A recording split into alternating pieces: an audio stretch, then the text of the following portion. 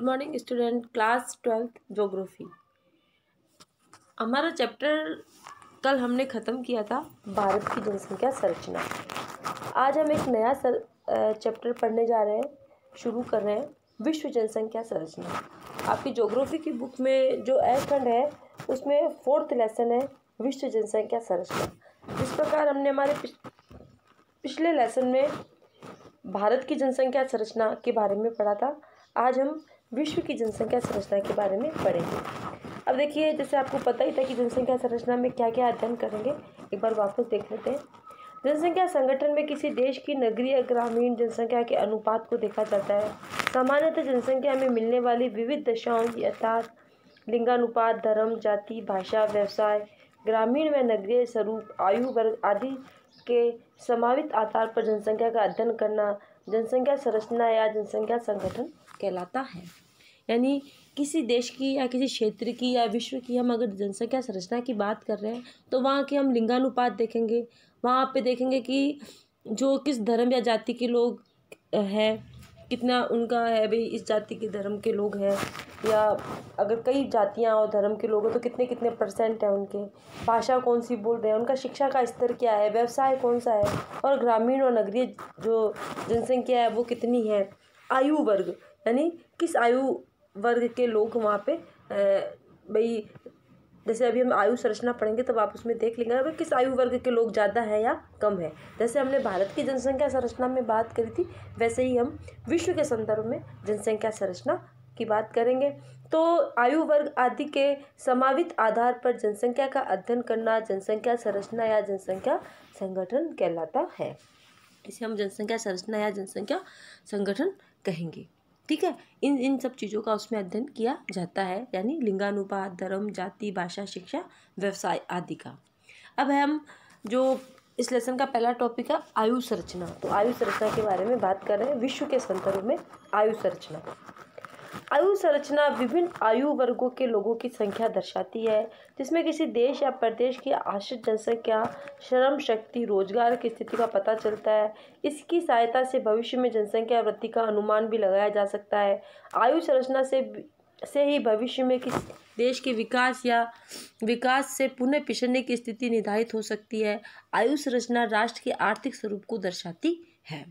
यानी जैसे आज आप लोगों ने कई बार देखा होगा, जनगणना होती है तो जनगणना हो रही है तो उसमें हमारे पूरे परिवार का पूरा ब्यौरा लिया जाता है, यानी किस किस लिंग के कितने लोग हैं, कितने सदस्य हैं, उनकी आयु कितनी है। 0 से 4 वर्ष की आयु वाले लोग, बच्चे या हम कह सकते हैं आयु वाले जो सदस्य हैं वो कितने हैं, 4 से ज़्यादा उम्र के मतलब 15 तक, फिर 15 से इस उम्र के लोग, उनकी अलग अलग कैटेगरी छाटी जाती है ना, कौन कौन सा क्या क्या काम कर रहा है, सारा उसमें ब्यौरा होता है। तो आयु संरचना से हमें ये पता चलता है कि एक तो कि भाई जैसे आज कोई देश है, अगर उसमें काम करने वाले लोगों की संख्या ज़्यादा है तो वो देश क्या होगा, उन्नत होगा। आप खुद ही देख लीजिए, जैसे अपना कोई परिवार है, उस परिवार के अंदर जैसे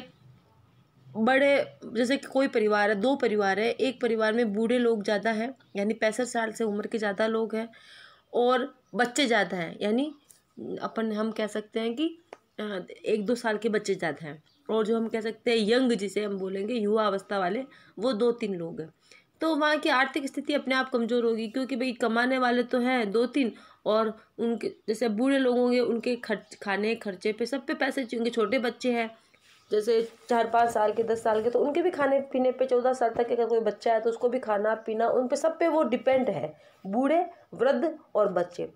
और जैसे कोई परिवार है जिसमें 15 से 65 वर्ष तक की आयु के लोग ज़्यादा हैं। अब आपको पता है 15 से 65 वर्ष के बच्चे, मतलब हालांकि 15 साल का बच्चा नहीं कमाता है, परंतु कई जगह ऐसी है जहाँ 15 साल के बच्चों को कमाने के लिए सही मान रहा है। हमारे यहाँ पे भी देख लीजिए, 14 साल तक जो है उसे बच्चों की मजदूरी को एक कानूनी अपराध माना जाता है। 15 साल का बच्चा अगर कोई कार्य करता है तो वो गलत नहीं है, क्योंकि वो युवा, हम कह सकते हैं उसकी श्रेणी में आ रहा है ना, किशोर अवस्था की श्रेणी में। तो इस प्रकार से अगर 15 से 65 वर्ष की सदस्य ज़्यादा रहेंगे तो उनकी आर्थिक स्थिति क्या होगी, अच्छी होगी। उसी प्रकार अगर किसी देश में अगर 15 से 65 वर्ष तक की आयु की जनसंख्या ज़्यादा है तो वहाँ कैसी स्थिति होगी, उन्नत अवस्था होगी। इस प्रकार आयु संरचना से हमें ये पता चलता है कि किसी भी देश की जो हम कह सकते हैं स्थिति कैसी है, या अगर कहीं ऐसा है कि अब जनसंख्या निरंतर युवा अवस्था की कम होती जा रही है, वृद्ध अवस्था की बढ़ रही, तो हमें पता चलेगा कि आने वाले समय में यहाँ पे आर्थिक उपार्जन क्या होने वाला है, कम होने वाला है। तो इस प्रकार से हम वहाँ की स्थिति का पता, इस आयु संरचना से किसी भी देश की स्थिति का पता, जो उसकी रोजगार की स्थिति है उसका हम पता लगा सकते हैं। और रोजगार से क्या होगा, आर्थिक स्थिति बनेगी, तो उसकी आर्थिक स्थिति के स्वरूप को दर्शाती है जो आयु संरचना है। अब विश्व जनसंख्या में मुख्यतः निम्नलिखित आयु वर्गों में बांटा गया है। देखिए विश्व में जो जनसंख्या है उसे निम्नलिखित आयु वर्गों में बांटा है। देखिए, एक है 0 से 14, 15 से 64 और 65 से अधिक।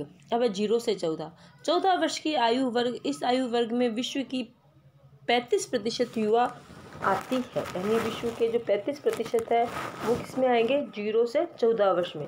विश्व स्तर पे से प्रादेशिक भिन्नता पाई जाती है।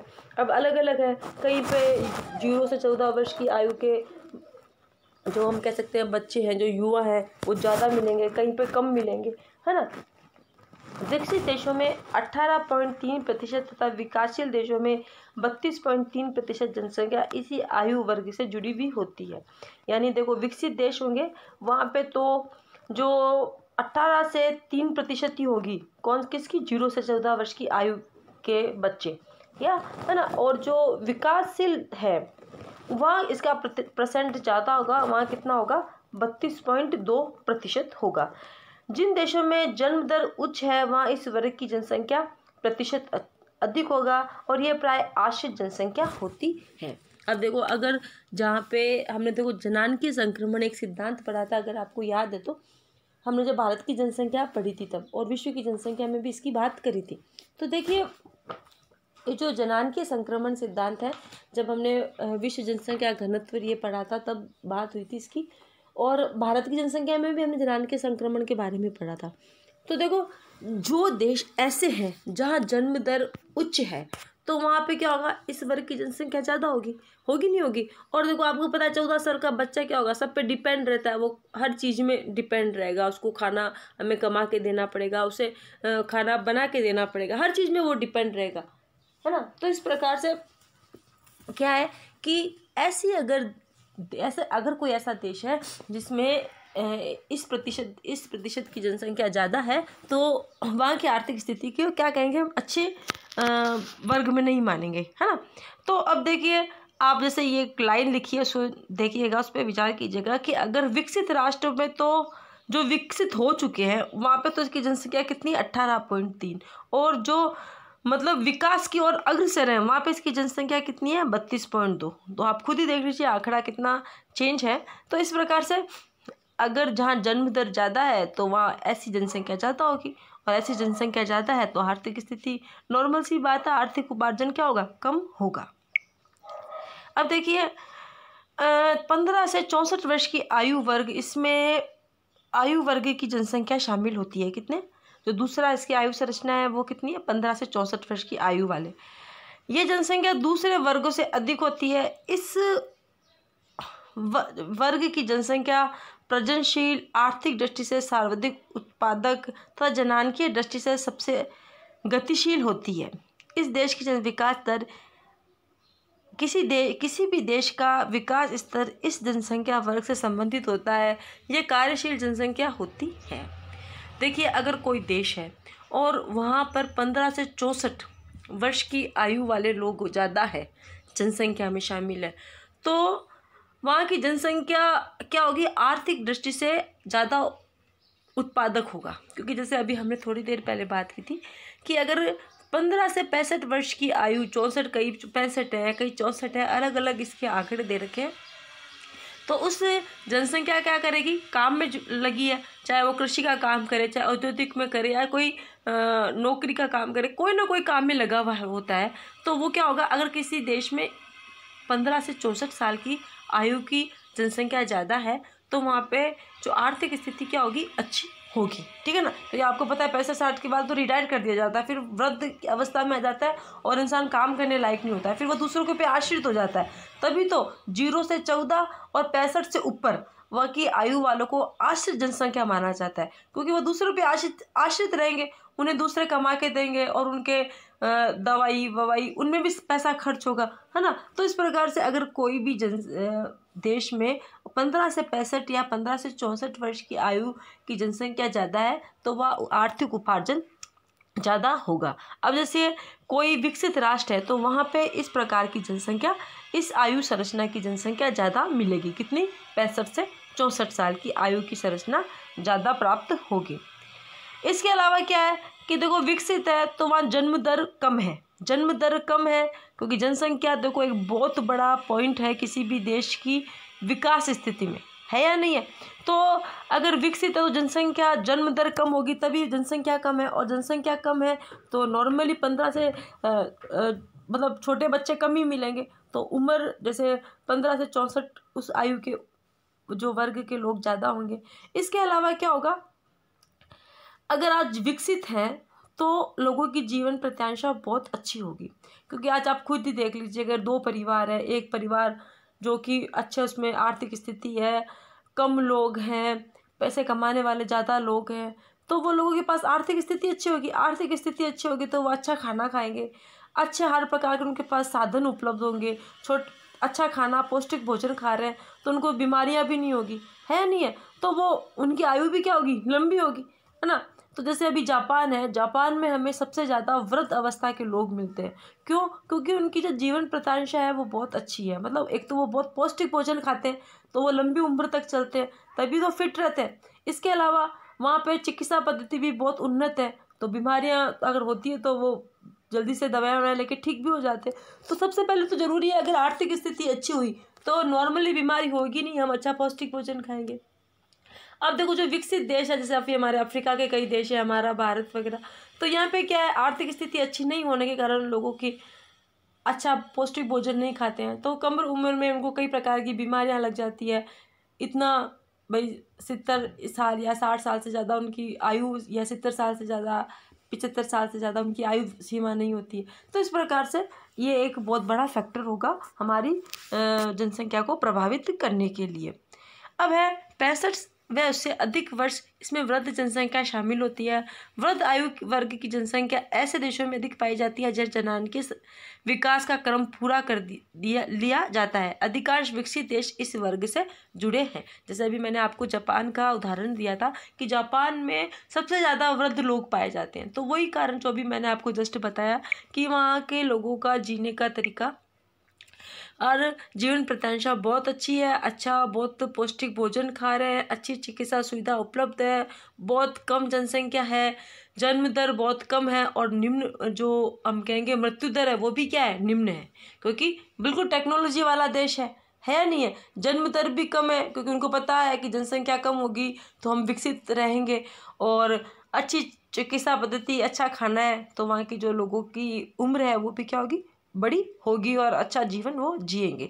इस प्रकार से जहाँ 65 वर्ष तक की आयु के अधिक लोग हैं वो राष्ट्र कौन से होंगे, विकसित राष्ट्र होंगे, ठीक है। और ये जनानकीय विकास का क्रम पूरा कर लिया, यानी जन्म दर कम और निम्न मृत्यु दर, जन्म दर और निम्न ही मृत्यु दर, जनानकीय संक्रमण में 5वां सिद्धांत यहाँ पे लागू हो रहा है, ठीक है।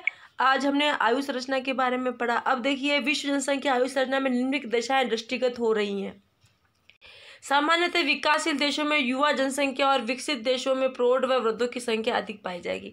जस्ट अभी हमने बात की है कि ऐसे देश जो कि विकास कर रहे हैं, जैसे हमारा भारत है और भी एशिया के कई देश हैं, तो वहाँ पे क्या होगा, विकास कर रहे हैं तो वहाँ पे युवा अवस्था व विकसित देशों में, हमारे यहाँ युवा अवस्था वाली कौन सी, 0 से 14, ये वाली अवस्था के लोग ज़्यादा पाए जाएंगे क्योंकि हमारे यहाँ जन्म दर क्या है, ज़्यादा है, ठीक है ना। और जो विकसित है, जिन्होंने विकास कर लिया है, जैसे अमेरिका है, जापान, जर्मनी वगैरह, तो यहाँ पे प्रौढ़ और वृद्धों की संख्या ज़्यादा है क्योंकि जन्म दर क्या है, बिल्कुल कम है, और मृत्यु दर भी क्या है, बिल्कुल कम है, निम्न जन्म दर निम्न मृत्यु दर। तो यहाँ पे एक तो जो प्रौढ़ होंगे यानी 15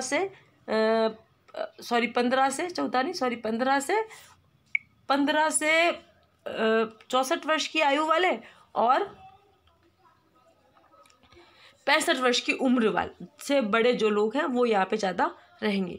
असंतुलित आयु संरचना के कारण किसी भी देश की आर्थिक व्यवस्था पर प्रतिकूल प्रभाव पड़ता है। यानी आज जैसे जन्म दर बहुत ज़्यादा है, मृत्यु दर भी बहुत ज़्यादा है, इस प्रकार की अगर कहीं भी है स्थिति, तो वहाँ पे क्या होगी, जो आर्थिक स्थिति क्या रहेगी, बिल्कुल अच्छी नहीं रहेगी, वहाँ की स्थिति क्या रहेगी, प्रतिकूल रहेगी। क्योंकि हमें पता चल रहा है जन्म दर ज़्यादा है यानी जनसंख्या निरंतर बढ़ रही है, मृत्यु दर भी ज़्यादा है यानी क्योंकि लोग ज़्यादा नहीं जी पाते, क्योंकि एक तो लोगों को अच्छा पौष्टिक भोजन नहीं मिल पा रहा, जीवन प्रत्याशा उनकी बिल्कुल अच्छी है नहीं, इसके अलावा अच्छा विकसित देश नहीं है, तो वहाँ की जो चिकित्सा पद्धति है वो भी बिल्कुल विकसित नहीं है। तो इस प्रकार से वो उसके क्या लेके होगी, आर्थिक स्थिति के लिए प्रतिकूल प्रभाव डालेगी। जिन देशों की जनसंख्या तीव्र गति से बढ़ रही है वह बच्चों की संख्या अधिक होगी। अब जैसे ऐसे देश जहाँ पे जनसंख्या क्या है, तीव्र गति से बढ़ रही है, तो वहाँ पे क्या होगा, बच्चों की जो जनसंख्या है वो ज़्यादा रहेगी। देखो आपने जनन के संक्रमण की 5 जो सिद्धांत हैं वो उनको अच्छे से देखिएगा, उसमें हमें सब पता चलता है। जैसे हमारा भारत है वो इस जनन के संक्रमण का तीसरी अवस्था के अंतर्गत आ रहा है ना, मध्यम जन्म दर और उच्च जन्म दर और मध्यम मृत्यु दर, है ना। तो इस प्रकार से अगर कोई भी देश में अगर तीव्र जनसंख्या बढ़ेगी तो वहाँ क्या होंगे, बच्चों की संख्या क्या होगी, ज़्यादा होगी। ठीक है। अब आयु संरचना जनसंख्या संगठन का एक महत्वपूर्ण सूचक होती है, क्योंकि 15 से 64 वर्ष की आयु के मध्य जनसंख्या एक बड़ा आकार, एक विशाल कार्यशील जनसंख्या प्रदर्शित करती है। 65 वर्ष से अधिक आयु वाली जनसंख्या का एक बड़ा अनुपात वृद्ध जनसंख्या को प्रदर्शित करता है, और जिनके लिए स्वास्थ्य संबंधी सेवाओं की उपलब्धता हेतु अधिक धनराशि की व्यय की आवश्यकता होती है। निम्न आयु वर्गों में जनसंख्या का अधिक मिलना उच्च जन्म दर का प्रतीक होने के साथ राष्ट्र के पिछड़ेपन को दर्शाता है। इन सभी दशाओं को आयु संरचना द्वारा दर्शाया जाता है। यानी आज आयु संरचना में, जैसे हमने आयु संरचना में से 3 भागों में विभाजित किया, आप समझ गए होंगे, हमने भारत के संदर्भ में पढ़ा था। उसी प्रकार अगर कोई देश है उसमें 15 से 64 वर्ष की आयु की जनसंख्या ज़्यादा है, तो वह जनसंख्या क्या कर रही है, कार्य कर रही है, और वो ये बता रही है कि वहाँ पे आर्थिक स्थिति अच्छी है ना। एक बड़ा आकार विशाल कार्यशील जनसंख्या में लगा हुआ है, कार्यशील करेगी तो क्या होगा, कुछ ना कुछ उत्पादन करेगी। फिर अगर 65 साल की ज़्यादा उम्र वाले लोग हैं तो 65 के हमने क्या कहा था कि 0 से 14 साल, और 65 साल की उम्र वाली जनसंख्या क्या होगी, आश्रित जनसंख्या होगी। ऐसी जनसंख्या के लिए क्या होगा, हर प्रकार के हमें भोजन है, दवाइयाँ हैं, इन सबको हमें देना पड़ेगा, स्वास्थ्य संबंधी सेवाएं सभी उपलब्धता करानी पड़ेगी, तो धनराशि क्या होगी, ज़्यादा व्यय होगी। अब देखो निम्न आयु वर्ग की जनसंख्या, जैसे ऐसा देश जहाँ जन्म दर बहुत ज़्यादा है, तो वहाँ पे जो 0 से 14 वर्ष की जनसंख्या क्या होगी, ज़्यादा संख्या में मिलेगी, तो वो उसके पिछड़ेपन का है। क्योंकि देखो 0 से 14 वर्ष तक का जो जनसंख्या है वो कोई भी प्रकार की विकास में हमारा सहयोग नहीं कर रही है, किसी भी देश के या विश्व के। तो अगर किसी भी देश में 0 से 14 वर्ष की उम्र के बच्चे ज़्यादा हैं तो वह वहाँ के पिछड़ेपन को दर्शाएगी। क्यों? क्योंकि वहाँ जन्म दर ज़्यादा हो रही है, तभी तो 0 वर्ष के ज़्यादा बच्चे हैं, वहाँ पे जनसंख्या ज़्यादा है, तो वो उसके वहाँ के पिछड़ेपन को दर्शाएगी। आज की जो क्लास थी उसमें हमने आयु संरचना के लिए बारे में पढ़ा। आज इतना ही। कल की क्लास में हम जो इसका अगला टॉपिक है विश्व जनसंख्या संरचना में साक्षरता, उसके बारे में अध्ययन करेंगे। तब तक के लिए धन्यवाद।